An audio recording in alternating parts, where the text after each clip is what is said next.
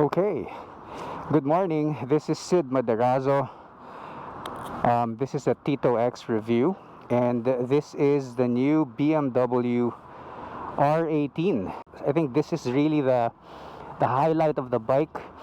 The huge 1800cc engine. This is the biggest displacement boxer engine na nagawa ng BMW. Look how wide that is, almost as wide as the handlebars. You know, this one is really low, so walang problemang umupo. I think it's just perfect for my height. Huge brakes up front, obviously because it is a heavy bike. I think, hindi ko alam pero 700 pounds yata to. So it's pretty heavy. Alright, so let's ride it. So ang susi pala niya is this. So this is the first edition. So this is as the name implies, ito yung first na R18. There will be other iterations. I'm looking forward to seeing the bobber. Hopefully they launch it soon. Thank you to BMW Motorrad Philippines for supplying me with the RFID, of course. And just to be sure, makalimutan mo na built in Germany, meron dito nasulat na Berlin built. Now, this is for me one of the things that cruiser rider should know is that this has mid control. So the controls, the shifting and the brakes are in the middle of this bike. Normally for a cruiser bike, yung legs mo at yung paa nasa harapan, and that's the classic standard stance of cruiser bike like a Harley Davidson. Unfortunately, this one has this huge boxer engine jutting from each side, so imposibleng maka-forward controls. I feel it's a bit awkward kasi parang you're hunched low tapos mid-control siya. I wish it was slightly forward, but for me the engine is really the highlight of this bike. Okay, so we start the engine first. One thing I noticed, I have two other BMW bikes with boxer engines. Alam ko yung horizontally opposed kasi na piston, pag renev mo, you go sideways. You feel that slightly sa R90 and also sa GS 1250, pero dito mas pronounced dahil sobrang laki ng makina. So tinan nyo to, talagang you'll move to the left pag naka-idle ka. You see that? The more you squeeze the throttle, you go sideways. Now this is what I want to show you before I ride on the highway, is that this bike has a reverse. So you see this knob, what you do is you just put it down there, and then as you can see on the tachometer it says R. That means you're in reverse. So how do you go in reverse? You clutch in, this button becomes the reverse button. It doesn't use the petrol engine. It actually has a electric motor sa rear wheel. Now when you do this, and there you have it, you're going in reverse. So reverse lang.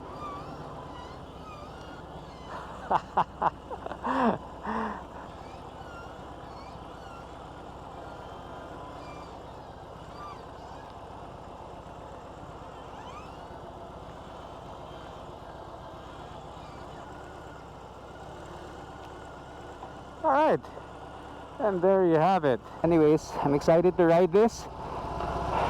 First gear, and we're off.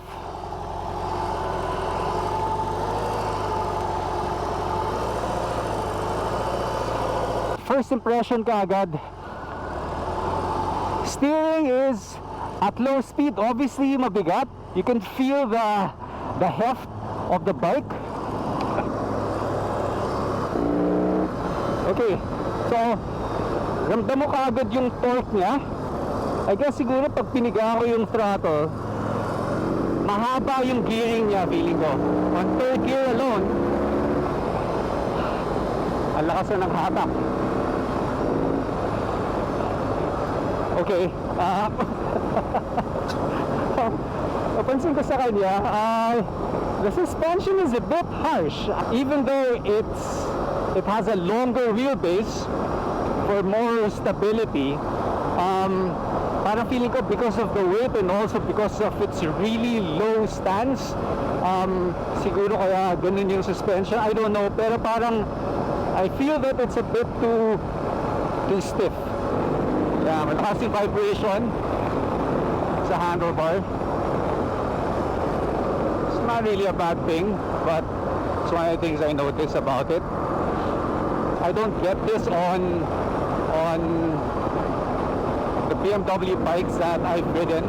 I guess siguro for the BMW engineers, I guess it's part of the character of the bike. But so far, I'm enjoying this bike, and you guys should see this motorcycle in the flesh. Iba yung dating niya. It has a lot of character. I really like the look of this bike. I mean, look at that engine. Kakaiba. Whoa!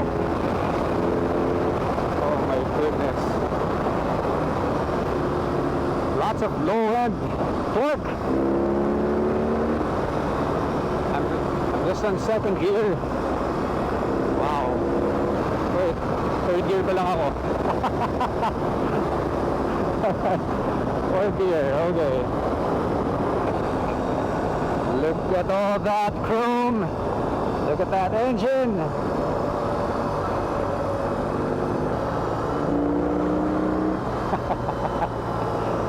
Let's switch to rain. Okay, pag rain mode, obviously the throttle response is muted. Mas swabe siya. I'm not sure if merong cut off sa power, parang hindi na nade-deliver yung full horsepower ng motor. But obviously for rain mode you need more traction control. And now let's set the mode to roll. Okay, roll is the equivalent of the road mode sa GS and other motorcycles ng BMW. Now this is meant for cruising. Definitely more responsive than the rain mode. And this is generally the mode that you want to be in if you just want to cruise. Relax lang na ride. Pero if you want to have fun, syempre lipat mo sa rock. So now I switched to rock mode. I guess ito yung equivalent nila ng sport. Much better. Wow. Yun. Okay. I'm not sure if pag naka-roll ka, retain the power, either that or yung throttle response niya hindi as sensitive. Pero now pag naka-rock mode ka, wow, throttle is more responsive. The engine feels livelier. Parang feeling ko mas mabilis siya sa rock mode. Galing, rock and roll. Rock mode on. Okay, kailangan talaga ng magandang tunog yung exhaust. Yun yung kulang na dito. But other than that, this is a fun motorcycle to ride. Hindi ko lang alam kung fun din siya sa traffic. Okay, eto na ang traffic. So let's see how the R18 feels like pag nagle-lane filter ka. Tignan mo yung engine na yan, gaano kalapad. But I guess when you ride wide bikes, as long as the handlebars are wider than any of the protruding elements in your motorcycle, in this case yung engine niya, you'll be safe. Okay lang yan. Okay, so far so good.